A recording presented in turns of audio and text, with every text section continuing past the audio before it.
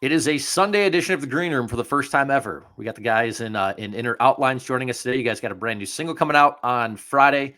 You got a show that we're going to talk about today, but how you guys doing? Doing good. Pretty good. Pretty good. Vibe check. Vibe check. Let's go. All right. Well, I'm going to have to leave the room and come back if we're going to set a vibe. Yeah. You need a cake. Oh, shit. Give me a plate. Just joking. Is it practice day today or rehearsal day for you guys on Sundays? Mm-hmm. Yes. Usually, yeah. Usually. We've been talking since about 10:30 this morning. Is this early for you guys or what's going on here? We've Yes. I work nights. This is definitely kind of Okay. early for me. All right. I appreciate you guys taking the time, waking up so early. I do mornings, so this is like midday for me at this point. But appreciate you guys joining us so nice and early on your Sunday. If you skip church, this can be your church service for today as we talk rock and roll and a bunch of other stuff you guys have coming on up. So Gravity, you guys have been teasing the new single. You guys reached out to me a couple weeks ago. I got to hear the track. We're going to debut it on Friday morning on the Artist Spotlights radio debut, I should say. That'll be over on Friday. What do you guys want to tell me about this track? What can you share about this track? What are you excited for about this track? Well, it's the first single of the first installment of like what we've kind of came up together as we were actually living together for like the past 2 years. And yeah, like we've got a couple on the back burner, but this one was that first one that we wanted to get out because it's more of like a serious feel. It's a song that kind of focuses more on like your own personal vices and the kind of allure they can have over you and stuff. And that's the long and the short of it, like the small short version of it. All right. Do you guys just The Matt version. The Matt version.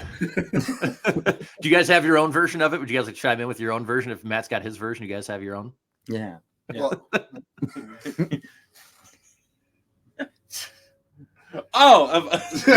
who's talking? that would conclude Dylan's version. Yeah. We're live right now. No, I understand. Dylan's version. No, I know you guys had the Miracle EP like less than a year ago at this point. Yeah. We know how the industry is, where you got to keep kind of pumping out content and constantly feeding things to people, because within a month somebody considers a song old at this point, which is super weird. Did you guys write the song at the same time as Miracle EP, or was this kind of something afterward? It was finalized following the recording of the Miracle EP.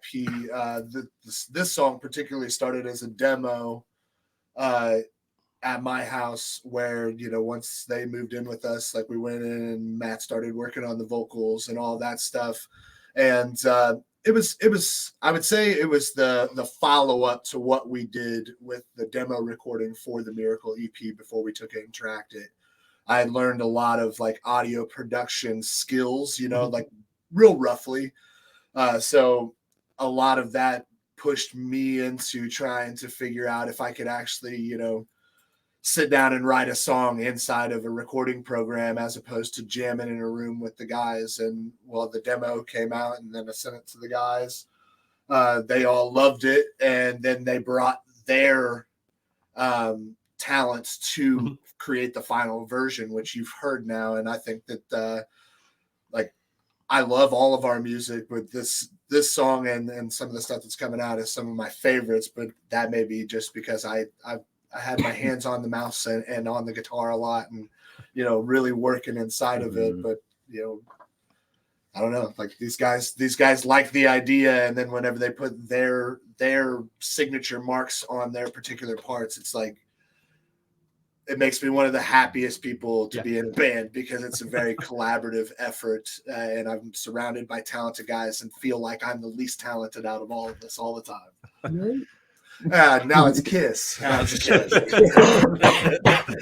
you think that's something you go like? Do you guys think you're going to do more going like that from moving on, making music, kind of like sitting in a recording studio, or do you want to do jamming, or kind of do both? Do you think you guys want to try that a little bit? Probably more? a blend of both. Like we've been doing, like it really just depends on the song, honestly, because like there's been a couple that Andy has come up with himself, like at least like the music part of it, the demo version. Yes, thank you. The rough sketch. Yes, and but we even got a couple now where we've just been in the room and we've been jamming them out and doing it that way. So it really is just like it really is like dependent on the song, because especially during like quarantine, that was the way we did almost like basically the entire Miracle EP was that. So then it's like we're kind of trying to feel out like when do we want to do it this way, when do we want to do it that way, so it's cool. And I mean, to add on to that, I think realistically, now that we have, kind of a couple of different ways that we can go about writing a song, for me, it gives me the ability, like I can sit down and try to make something, it's like a sketch pad ultimately. Like the more ways we have to get those ideas out and show them to each other, the more likely we are to, put some action behind it, finish the song, then get to a music video and start promoting. And that's something that this band has done a really good job of over the years, is writing songs.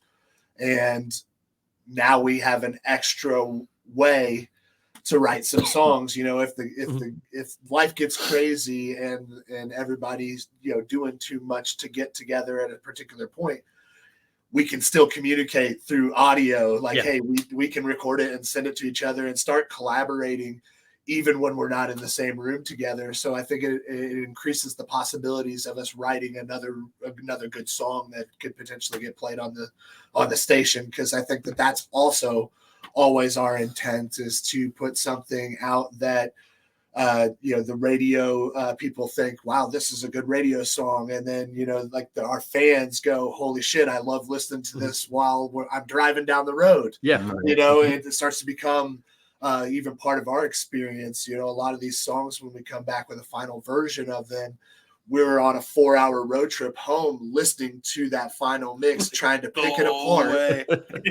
apart and figure out what we would change or what we would do different, what we weren't necessarily satisfied with or glad that we changed.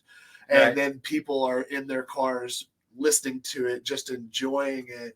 So it's like full circle, those full circle moments. And ultimately, like, I think that any way you can write a song or come up with an idea is amazing. People use the voice notes app on their phone all the time to record them humming a melody, or they'll set up a camera and record them playing just a short riff that they'd come up with. And then, generally that's when feedback starts happening. And I mean, I don't know, like, we just seem to be songwriters, and I think it's just a great tool to have, that we can just sit in a chair and come up with a rough idea and then bring it to that live aspect on down the road. Right. And I can't stand it when, like, I come up with an idea, like just doing something, and then I don't record it in some way, and then I forget it, and then it's like, oh, well, that's just gone forever now. That's cool. Happens all the time.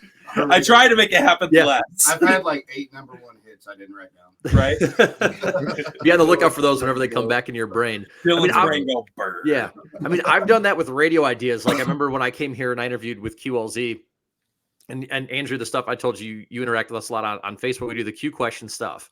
I had a 5-hour trip back to Green Bay, and was like, okay, what do I want to call this? What do I want to call this? It's going to be, I don't want to just call your daily Facebook question. And I'm like, oh, daily Q question. And I'm like, I'm driving, and I don't text while I drive because I'm not good at it. Right. So I called my dad, and I'm like, Dad, need you to write something down right now. He's like, what's going on? I'm like, Dad, just grab a piece of paper, write this down so I don't forget this idea. So that's so I mean, it works for me too. Like, where you're like, man, I got ideas. So the fact that you guys have so many different ways that you can either, like you said, voice notes, hum something into your phone, listen back to it, set up something really quick and record. It's awesome. Now, do you guys want to do another EP? What do you guys want to do when it comes to, obviously Gravity's not even here yet, but everybody wants to know what else is coming after this. You guys want to, again, your latest EP is, I believe, 10 months old at this point. What do you guys want to do kind of moving forward when it comes to music? So lately what it's been is kind of been like getting back to basics almost a little bit. Like there's been life going on between all of us as individuals, and we've kind of honed back in on those processes of like how we used to operate, along with a bunch of the new stuff that we're able to do now, like how we were talking about the processes of the songs, like Andy or Dylan or whoever can demo out stuff. I personally don't play an instrument in the band, but I play an instrument to write. So Okay. like uh there's two ways I can talk about it. There's one where like they'll demo it out and then they'll just give it to me and I can sit there and stew on it and just play it over and over until words pop in my head.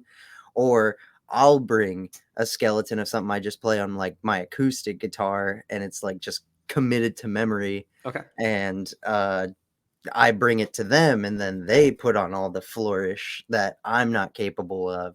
And like almost every single song ends up that way. Like we all have our hands in it and making sure that everybody's a part of it and everybody has like creative influence over the product. So like with Gravity, like we said, we've got more on the back burner that's coming. And what's funny about our music is that whenever we get into the next project, like comparing to the Miracle EP last, it always feels like the first song in the next project after is one of those songs that feels like it was supposed to be a part of that last record, but it's just like that one last little hurrah to the sound of that project.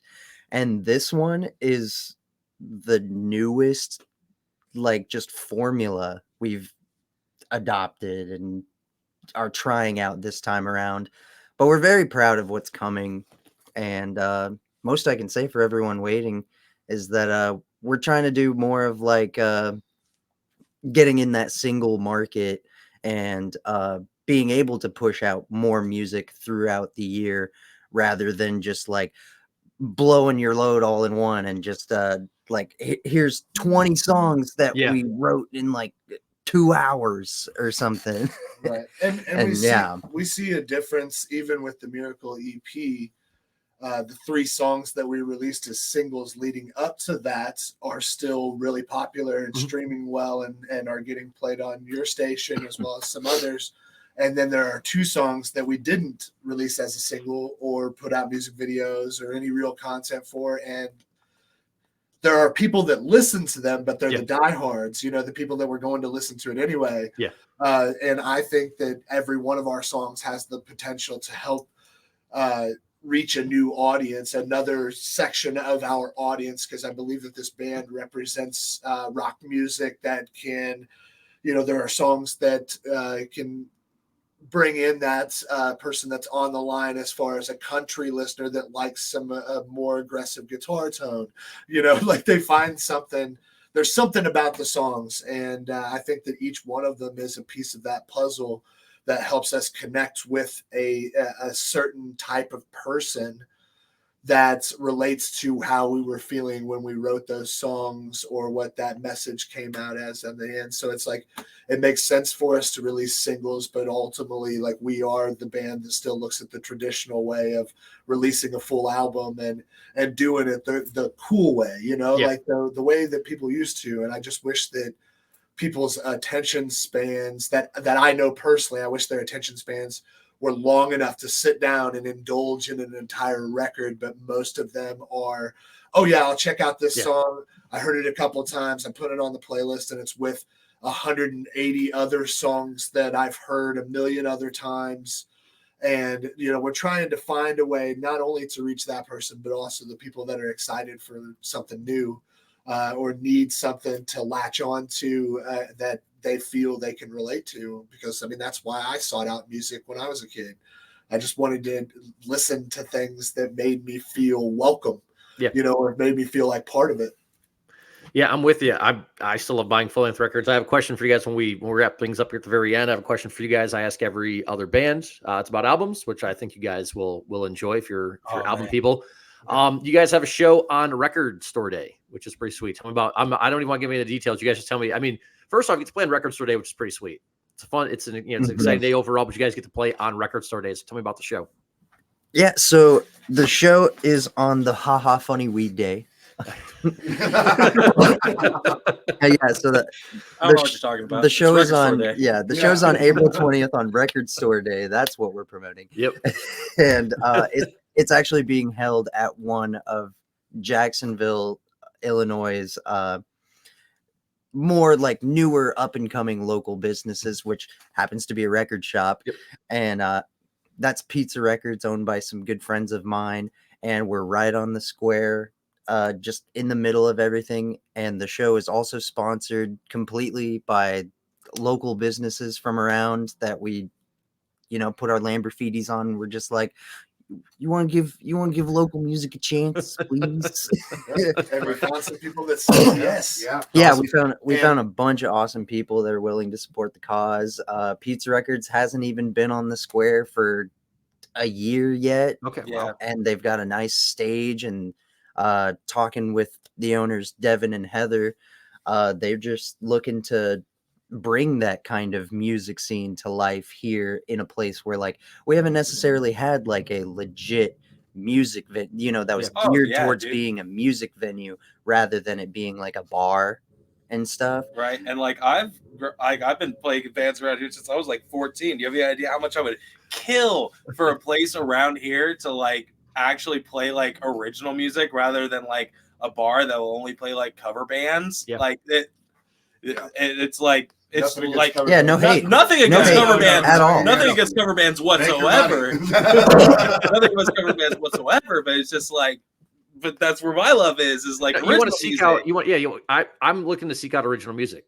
Like for me, Yeah, there's Yeah. some cover bands I've gone to see here that I put on very good shows, but like absolutely. when I'm a programmer and I'm running a station, I'm the morning show guy. I do features that, artist spotlight, I do, we do new on cue. Like I need to find those original bands. And when you want to do some locals, like you got to search them out. Like it worked out well that I had already played you guys up in Wausau. So I'm like, oh, I know who these guys are. Like this is a good start. But like, it does take time to go out and search for, who those original bands are, but I'm glad they're doing stuff for you guys. It's awesome.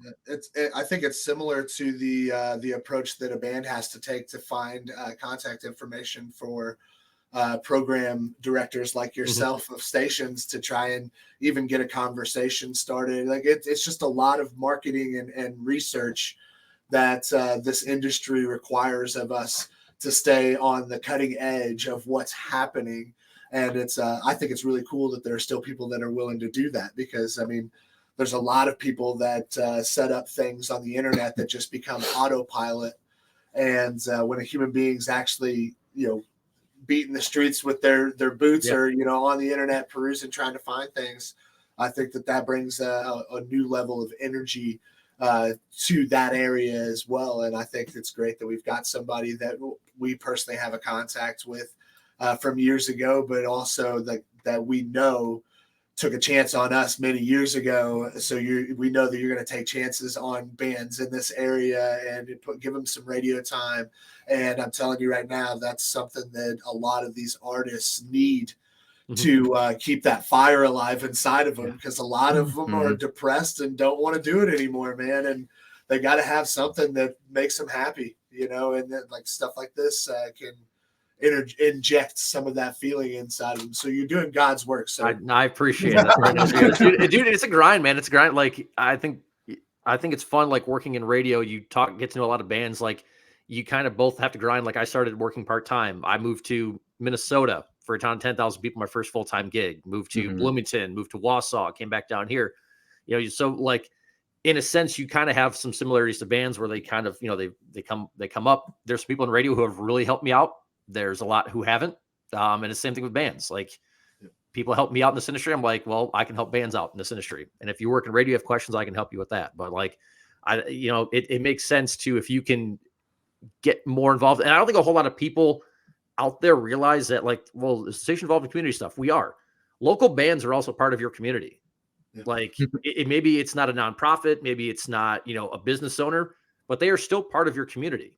And they're bringing talent, they're bringing art, they're bringing entertainment to people. So like you guys are just another offshoot of that as well. Yep. Every big band started as a local band. Yep, exactly. That's why you're in a band and you ain't got your paperwork right. You probably ought to do that because you're missing out on tax breaks. Yeah. Dude, it's like, that's why you get out. And if you can see every single band, it's like when people ask like, oh, what time do you go on? just get out there for everybody. Yeah. Because you don't know, like I do the amount of bands, like I'm going to see Breaking Benjamin on Friday. I can't wait to see Catch Your Breath, who I have not seen yet. You know, it's band opening band I'm thrilled to see. Just surprised, excited to see them as I am Breaking Benjamin for Friday. Absolutely. Hell yeah. That's awesome. Andrew, I had a question for you really quick about you are in this band with your brother. Now, not a whole lot of people are in bands with either a sibling or a parent or their child or whatever else. What's it like being in a band with your brother? Well, I'll tell you, it's a lot like growing up with your brother, Yeah, and going through the trials and tribulations that is life with your brother, because you know that most siblings, they fight and they argue and they disagree about things, and that's something me and my brother endure together. But I'd say we all do, really. Absolutely, like just as much as he and I may not necessarily see eye to eye at the very beginning of a situation, because we tend to try and think through things clear to the freaking end at the very beginning of them, and we might get into a little bit of rubbing against each other in a way that might create temper. He's still my brother, and like that's the approach that I've had even with these guys, like the rest of the guys in the band. Like I look at them like they're my little brothers, and we fight, we argue, but at the end of the day, we love each other, and we are willing to put out all of our collective eggs in a basket together and try to keep them from cracking everywhere. You don't give up on each other. And that's the thing. In a society where things seem to be very fleeting and momentary, the unity that comes from being in a band with not just your blood brother, but also guys that, I lived with Matt for over a year. His mom treated me like one of her kids, and I was a grown ass adult. People care about each other. They're going to endure some difficult moments, and it's about how you respond following those different moments. If you come back with love, good things are going to come out of it. If you come back with that hatred still in your heart, it's probably going to be difficult to move forward.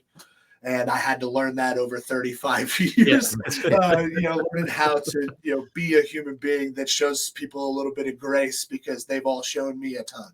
Yeah. No, that's awesome. It's cool you get to be in a band with your brother. And like you said, you guys, a band's a family. I think any band will tell you that. Like, it's basically you're and especially if you're grinding, you're playing 150 shows a year. Like that is, those people are probably as much as your family as the ones back home are at some points. Exactly. Yeah. And you just gotta treat them right. Like it's the calling a band a family, and it's like, you gotta treat it like that too. Like you gotta reach out, and you gotta talk about more than just business. You gotta check in with each other, and I think that really helps the creative process too. It's just like these are guys that trust me to be the sole lyricist of the band, and it's just like, so like I got no other choice. Yeah. We can't fucking read. I'm kidding. But yeah, no, like we trust a lot in each other, and I think that kind of shows in the actual sound of the band. Like if it was just me making the record, it would kind of sound like some pop garbage. Yeah. And if it were just the guys making the record, it would sound like some heavier shit, Yeah. But it's a cool blend in there, Yeah. Cool. Yeah. No, that's the thing about you guys. Like, Gravity to me is a nice blend, I think, of everything you guys are doing. To me, it's a little bit harder hitting, I think, than some of the other stuff we're playing right now, which I'm excited for. To get there again, we got the track on Friday, 8:30, radio debut if you're at a Spotlight. We'll get on new on Q Saturday as well.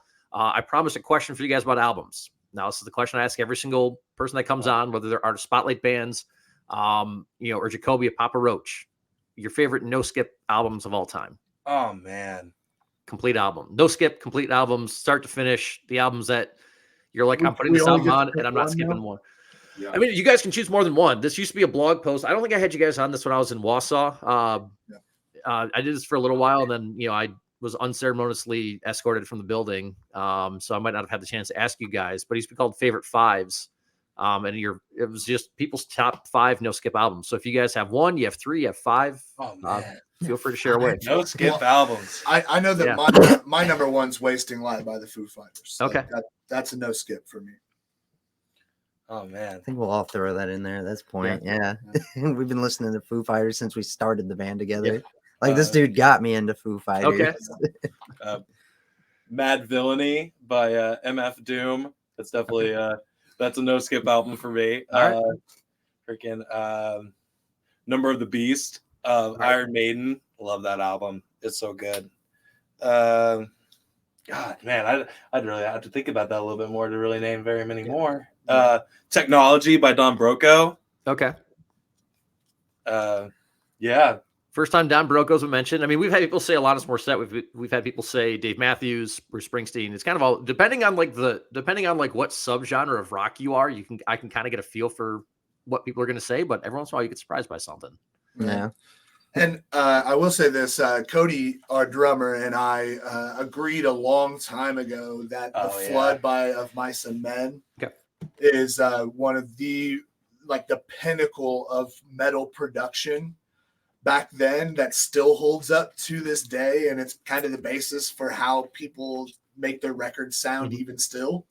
That record was phenomenal to me, and that was obviously they still had Shaylee then in Austin. Yeah. So it was like, the last package of that group together was absolutely incredible. So that's where some of the heavier influence for us comes from, is that realm of things, like Of Mice and Men, Woe Is Me back in the day, a little bit of influence there because that was kind of popular and cool. Right. Well, Joey Sturgis was like a pioneer, like in that scene, dude. That's crazy. And I mean, he still is. Absolutely. He did. He does Day all Shells.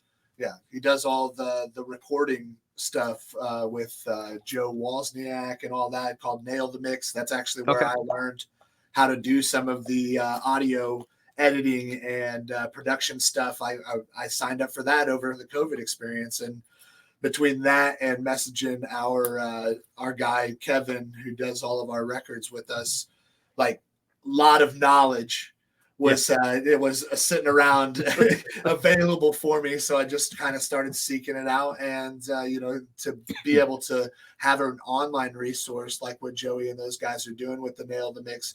I mean, it's open to anybody. All you gotta do is pay the monthly subscription.